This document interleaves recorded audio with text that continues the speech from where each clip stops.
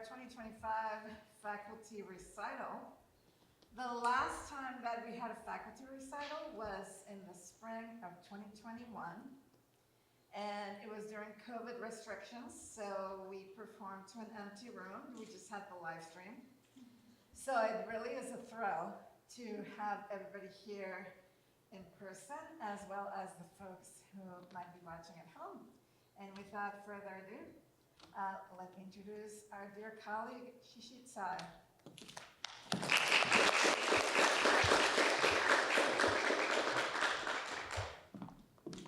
The piece I'm going to play is called Asturias.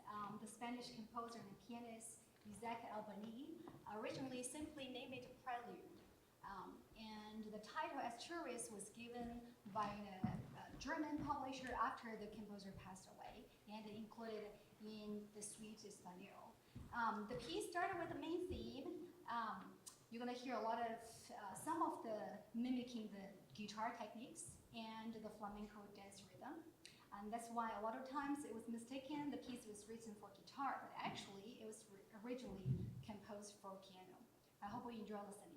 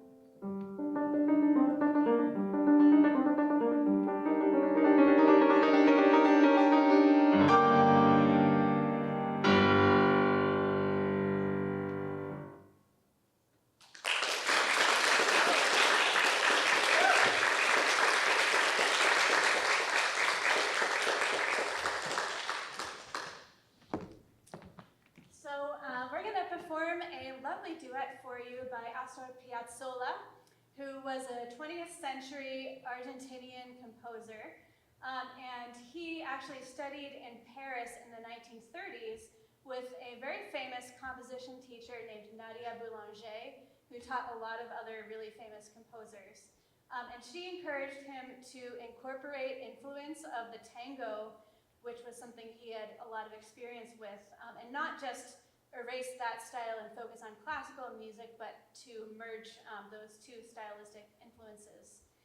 And this piece is from a set called L'Histoire du Tango, which is about the history of the tango and the different ways that it sounded during different eras. And so in Café 1930, it's about how in the 1930s, tango became something people listened to more, not just dancing to, and became a lot more romantic in sound.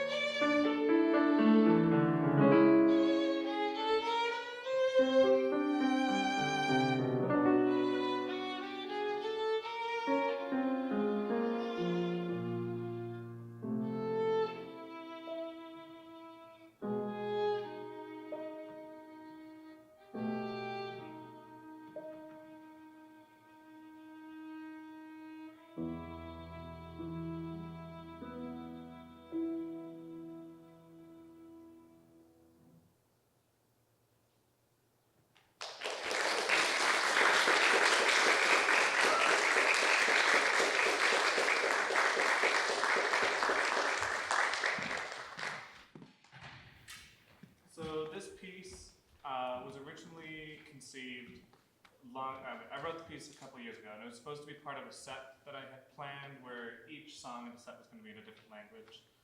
I never ended up finishing the set. I only ever made the Spanish piece and another piece in English. But when we were setting about doing this, I thought about it because I've always liked the piece, and so I went back to it and I revisited it and I kind of revamped some of the part writing and chords and stuff that I disliked now. And then with a lot of help from Dr. Martinez, we sort of fixed some of my very incorrect and awkward Spanish, because I did write the words and then translated them myself poorly. But the song, well, the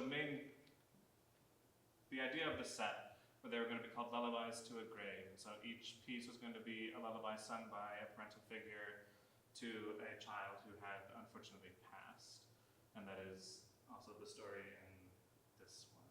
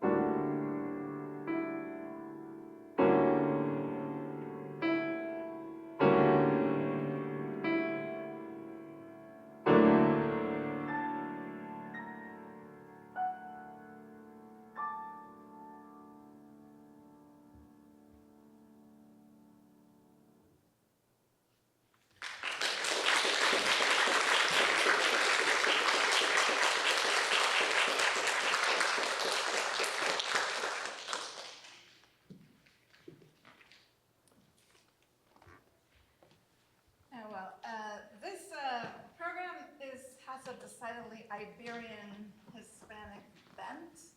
I promise that was not my idea, but it turned out that way, and I'm really happy about it.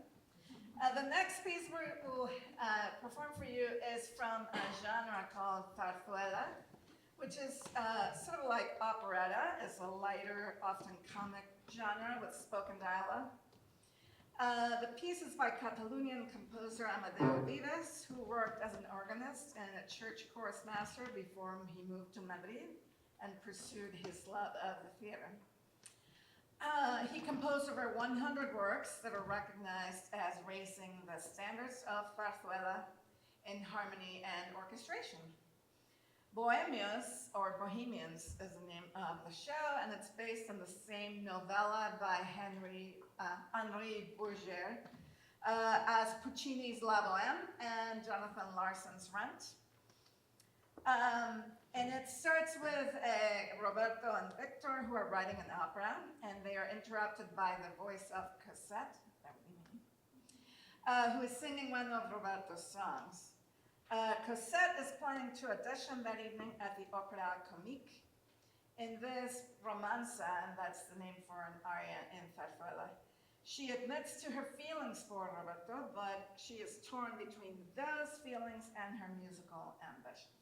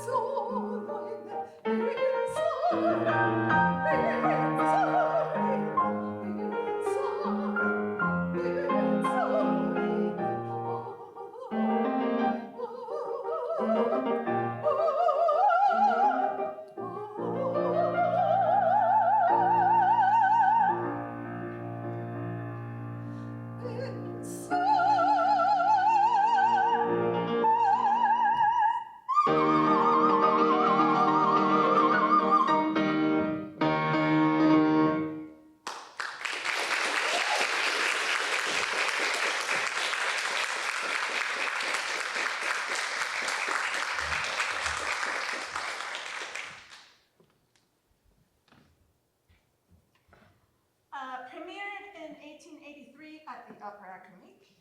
Lakme by Léo Delibes is an opera set in British India in the mid-19th century and tells the story of the forbidden love between Lakme, the daughter of a Brahmin high priest, and Gerald, a British officer. In this scene from Act 1, Lakme and her handmaiden Malika go down to the river to gather flowers, while her father goes to perform a rite at a sacred temple.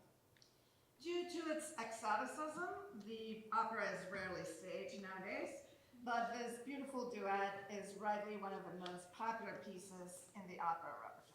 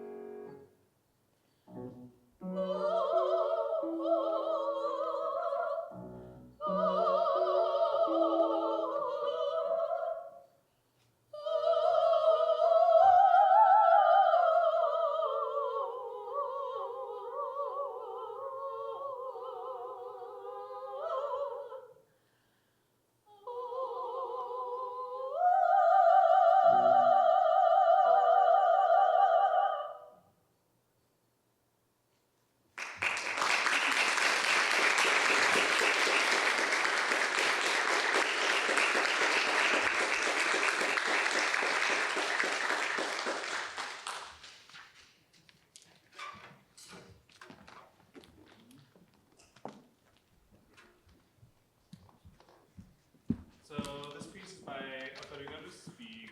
Respighi was an Italian composer in the very, very early 20th century. He's best known probably at this point for Pines of Rome, which is a symphonic work, and he has a lot of symphonic stuff, but he wrote several operas, several ballets, obviously he wrote piano stuff. He also wrote a lot of very beautiful vocal music for new students.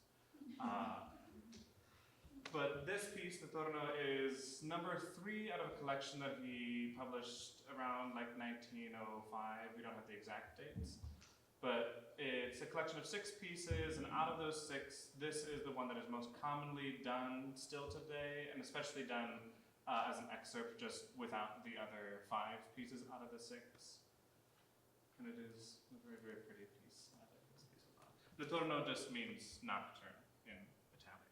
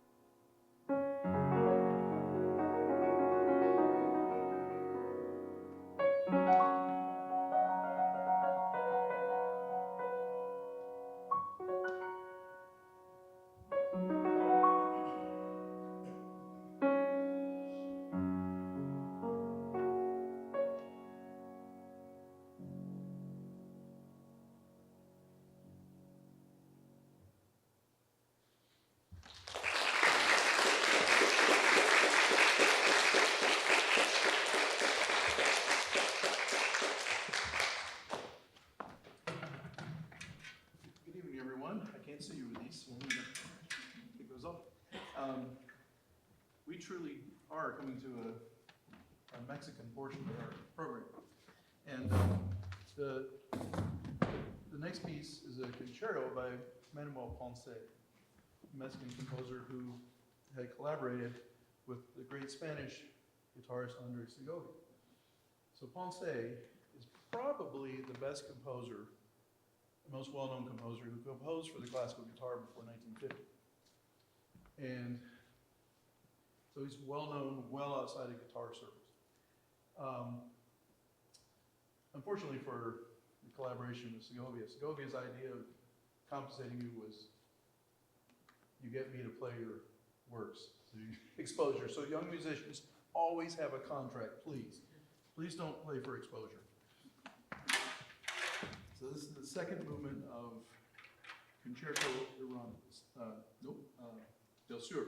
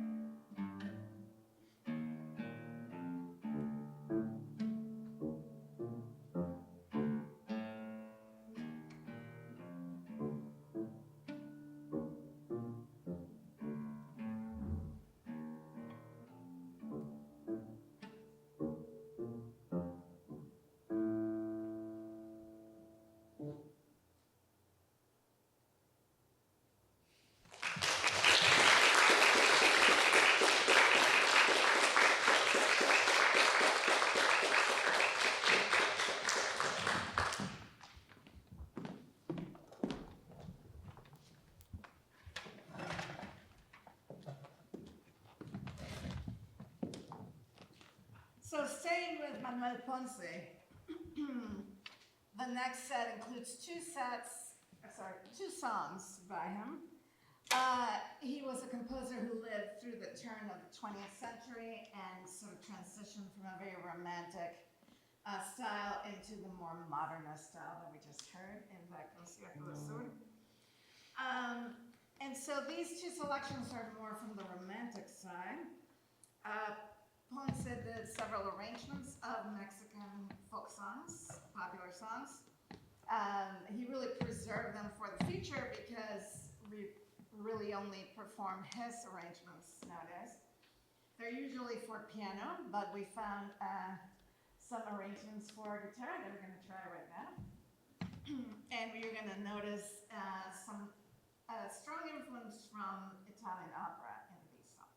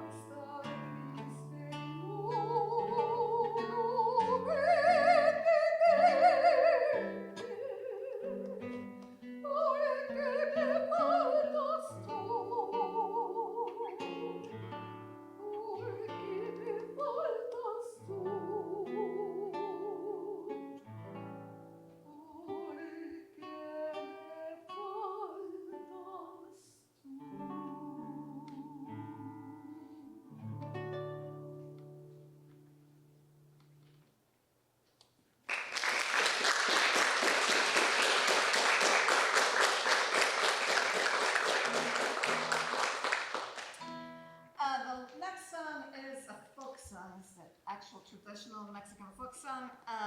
It's one of my favorite folk songs of all time in any language. And it's sometimes associated with the myth of a ghost story that is told in Mexico about this woman who dressed in white with long black hair, and she wanders around crying for her children. But in this song, which is most likely from the Zapotec indigenous community in southern Mexico, the story really is a story between a man and a woman, where he has to leave, possibly to go to war. And so she's left crying, right, disconsolately, because he may not come back. So that's why he calls her La Llorona, or Llorona, which means the crying, weeping woman. This, like many folk songs, it has many, many different versions. There's about 500 known verses of the song. I will not submit you to that, but we are going to do a reasonable set of them.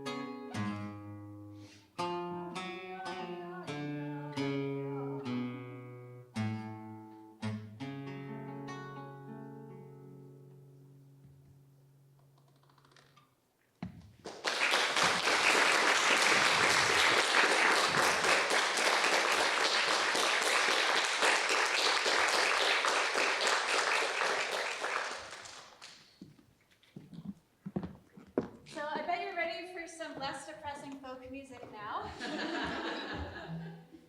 So I'm going to share with you a couple of hornpipes in the Irish style. So these are a type of traditional Irish dance music, essentially. But hornpipes are in duple meter, just like reels and polkas, but they have a jaunty rhythm that goes da da da da da da da da. And these are both original tunes for the fiddle album I will be recording eventually once I have time. And so the first one is called Matilda's Hornpipe, obviously named after my cat. So you'll hear the first section sounds very nice and pleasant, like, she's, sitting on a Roku remote and having a nice time. And then the B section just goes wild and all over the place, like she's having the zoomies and playing with her pickle toy that I always step on. And then the other tune that it's going to go into is called Rights of Woman. So this is a tune in E minor, and I realized it sounded kind of like an existing tune, a traditional tune called Rights of Man, but I decided to name this one Rights of Woman instead. I'm really pleased to have my partner Brian Davis, Eureka alumnus, joining me on guitar. He's a singer-songwriter.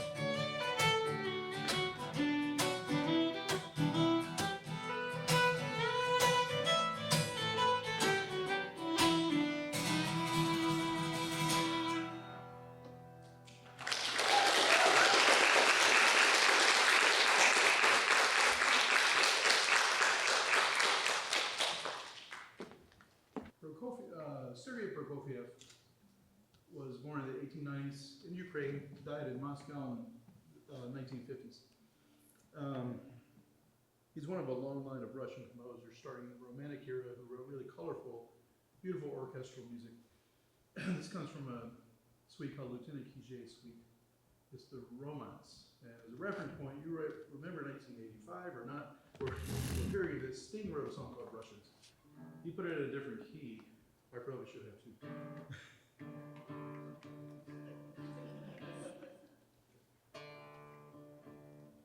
Delay on that.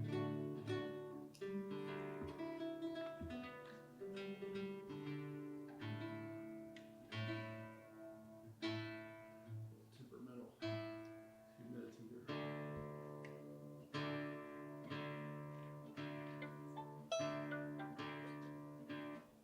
So this piece has so many colors and instruments, and I'd like to thank the quartet here, including my daughter Evelyn, for really being patient with me putting this together and making you all play about 15 instruments and 4 instruments.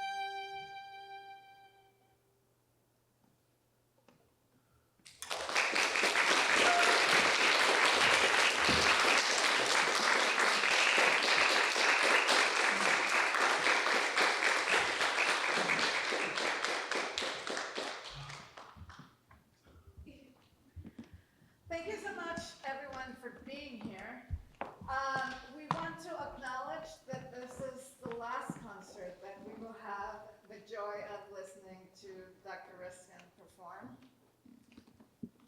And so we are going to take a moment to celebrate you and how amazing you are and how much you've given us these past few years, especially me. I've been the most, joyful recipient of everything that you have to give, as have been our students. So I took the liberty of preparing some presents. So these I just sort of picked out, and it was so hard to pick just a few photos of our time together. And so I asked the faculty and students to sign those for you, so that you have a token of our appreciation and our love.